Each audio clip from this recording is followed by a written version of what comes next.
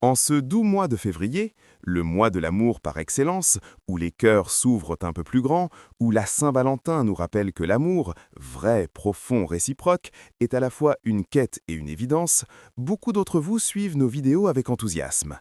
Vous les trouvez enrichissantes, nourrissantes pour l'âme, et pourtant certains ne sont pas encore abonnés. C'est le moment idéal, porté par cette énergie d'amour et de connexion qui flotte dans l'air en ce moment, pour changer cela.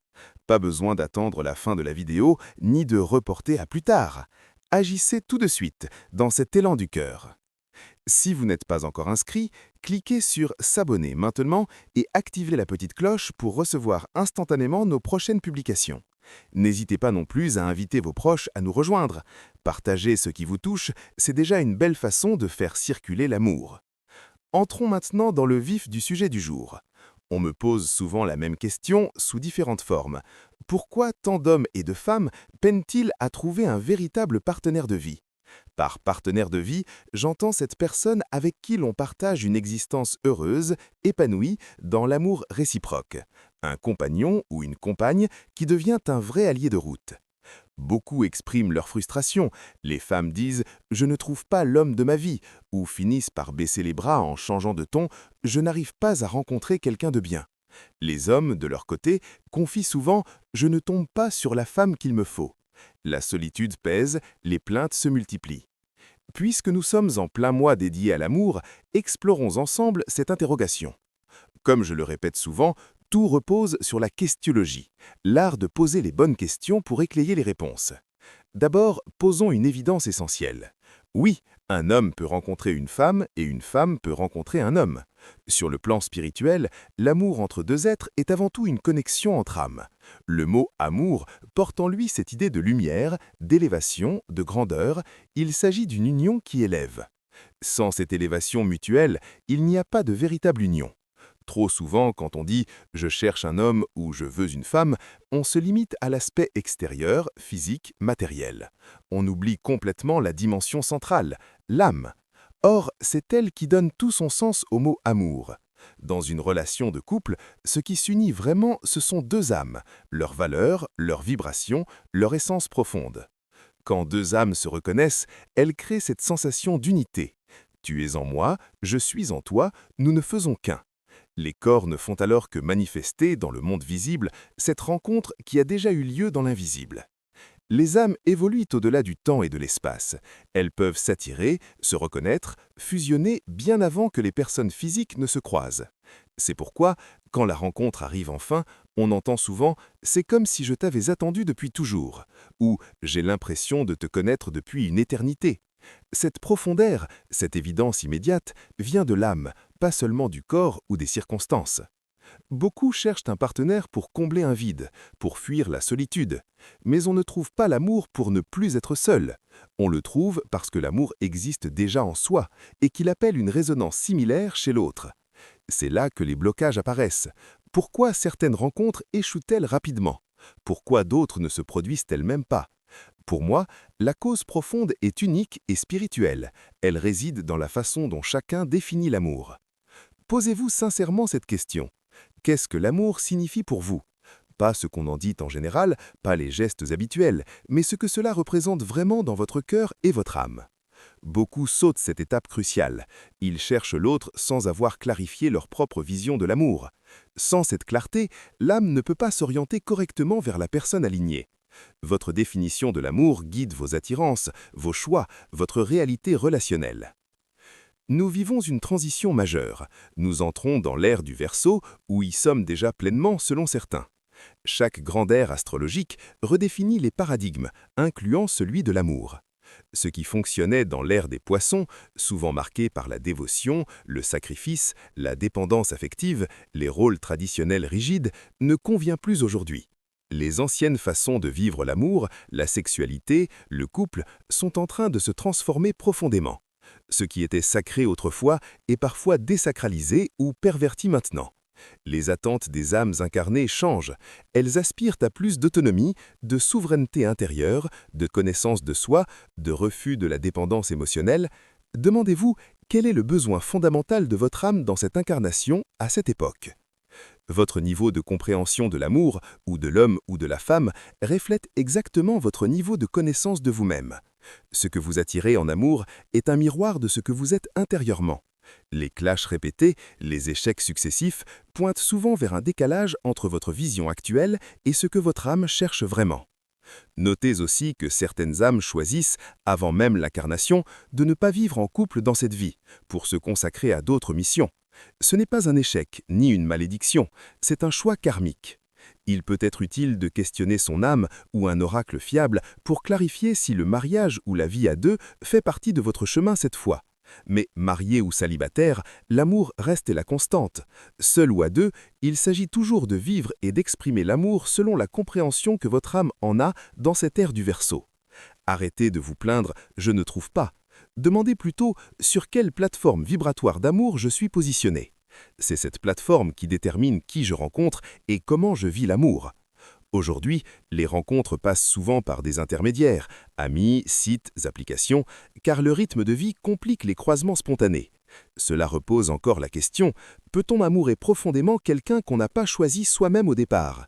Oui, absolument, tant que la connexion d'âme est réelle. Mais tout revient toujours à clarifier ce que l'amour signifie pour vous maintenant dans cette énergie nouvelle. L'amour et le couple sont indissociables de l'évolution spirituelle. Les âmes s'unissent pour grandir ensemble.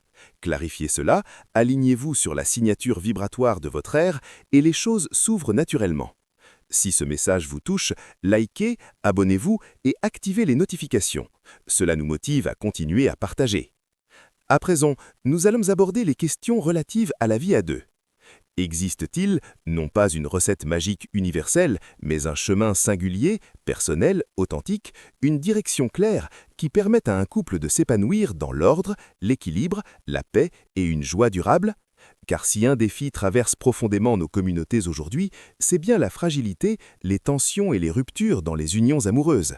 Peut-on espérer une issue favorable? Qu'est-ce qui fait défaut?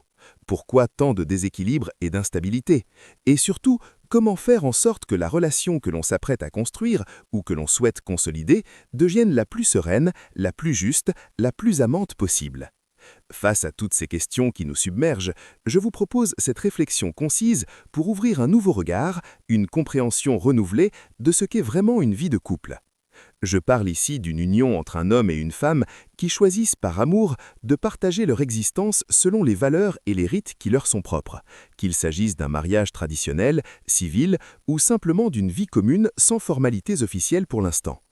Cette capsule s'adresse à tous ceux qui font le choix conscient de vivre une relation amoureuse profonde.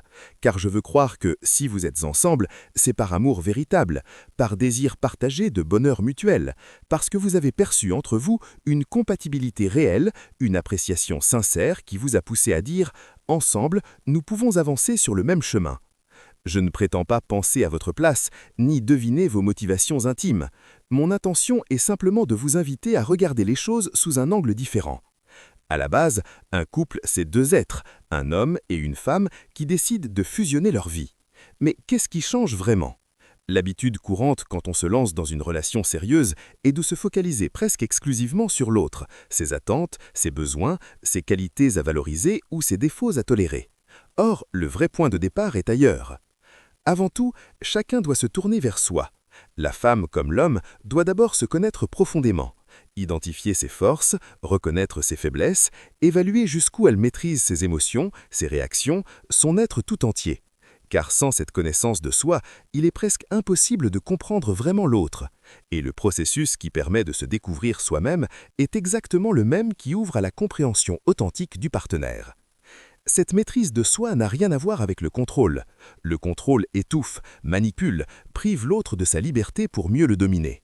La maîtrise, quant à elle, naît d'une transcendance intérieure. Elle est la conscience vive que l'on a intégré sa souveraineté intérieure, sa vérité profonde. Celui qui a atteint cet état rayonne naturellement une énergie qui élève ceux qui l'entourent, au lieu de les enfermer. À l'inverse, celui qui cherche à contrôler empêche l'autre de grandir. On voit trop souvent des hommes freiner l'épanouissement de leur compagne par peur ou des femmes enfermer leur partenaire dans une jalousie étouffante.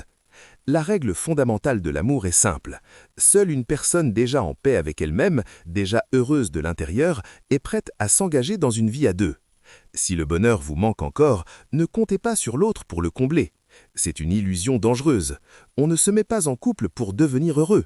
On entre en couple parce que l'on l'est déjà et que l'on souhaite partager cette plénitude. Ce que vous offrez vraiment dans une relation, c'est la joie qui émane de vous, la sérénité que vous incarnez, la vitalité intérieure que vous avez cultivée. C'est cela la véritable maîtrise de soi, une transcendance qui fait du soi le centre rayonnant. Trop souvent, les deux partenaires arrivent encore chargés de leurs blessures passées, de leurs dépendances affectives, de leur instabilité intérieure. Ils espèrent alors que l'autre comblera le vide, et c'est là que naissent les relations toxiques, où chacun finit par saboter le bonheur de l'autre au lieu de l'amplifier. La vie de couple n'est pas un remède au mal-être, elle est un espace sacré où deux êtres complets viennent déposer leur abondance intérieure. Dans la vision africaine profonde, le couple évoque l'union primordiale, le soleil masculin et sa lumière féminine qui rayonne, deux polarités qui se complètent pour... La vie de couple n'est pas un remède au mal-être. Elle est un espace sacré où deux êtres complets viennent déposer leur abondance intérieure. Dans la vision africaine profonde, le couple évoque l'union primordiale, le soleil masculin et sa lumière féminine qui rayonnent, deux polarités qui se complètent pour créer une complétude rayonnante. L'homme apporte la source, la femme le rayonnement, et chacun profite de l'autre pour s'accomplir pleinement. J'ai moi-même compris, en prenant conscience de ce que signifie être homme au sens le plus élevé, que personne ne peut me rendre heureux. Mon bonheur ne dépend d'aucune circonstance extérieure, d'aucune personne. Il naît de l'harmonie entre mon esprit et mon âme, de cette union intérieure qui précède toute union extérieure. Quand ces deux dimensions dansent en moi, je suis en paix, je suis complet. Et vous? Êtes-vous heureux, là, maintenant, indépendamment de tout le reste? Ou bien listez-vous encore des conditions extérieures pour l'être un jour? Si, malgré toutes les choses que vous avez obtenues par le passé, le vide persiste, c'est la preuve que la source du bonheur est en vous, non ailleurs. Une fois cette plénitude atteinte, vous pouvez alors tendre la main à quelqu'un qui, lui aussi, a trouvé sa propre joie intérieure. Car le véritable attachement naît non de la dépendance, mais de l'équilibre entre deux êtres autonomes et joyeux. Chacun doit aider l'autre à être heureux même en son absence. C'est le paradoxe magnifique de l'amour sain. Ainsi, l'attachement devient libre, non possessif. Malheureusement, beaucoup de couples s'effondrent parce qu'ils ignorent la troisième dimension essentielle. Quand deux êtres se rencontrent vraiment, ils font naître une entité nouvelle, une troisième personne, le lien vivant, l'énergie propre à leur union. Cette entité a sa propre identité, sa vibration unique, sa mission singulière. Elle n'est jamais la copie d'un autre couple. Vouloir imiter les recettes des autres est une erreur. Chaque union possède son code originel, ses valeurs intrinsèques, son message spirituel. Quand on cesse de se comparer, qu'on écoute ce que ce lien spécifique murmure, qu'on accepte de transcender ensemble jour après jour, le couple devient un espace d'élévation mutuelle infinie. J'espère que ces mots vous inspirent à chercher d'abord votre propre centre, puis à bâtir, avec quelqu'un d'aussi aligné, une union qui rayonne vraiment. Et pour finir par où tout commence, là, tout de suite, sans condition extérieure, êtes-vous en paix? D'où vient vraiment votre joie aujourd'hui? De l'extérieur ou de votre propre source intérieure? En conclusion, l'amour véritable naît d'abord en toi. Sois complet, heureux et souverain seul avant de chercher l'autre. Clarifie ce que l'amour signifie vraiment pour ton âme dans cette ère du Verseau. Autonomie, égalité, croissance mutuelle, pas dépendance ni sacrifice. Ce que tu attires reflète exactement ta vibration intérieure. Pose-toi la question clé. Sur quelle plateforme d'amour suis-je aligné aujourd'hui? Réponds-y sincèrement et les rencontres justes s'ouvrent naturellement. Paix, lumière et amour profond à toi.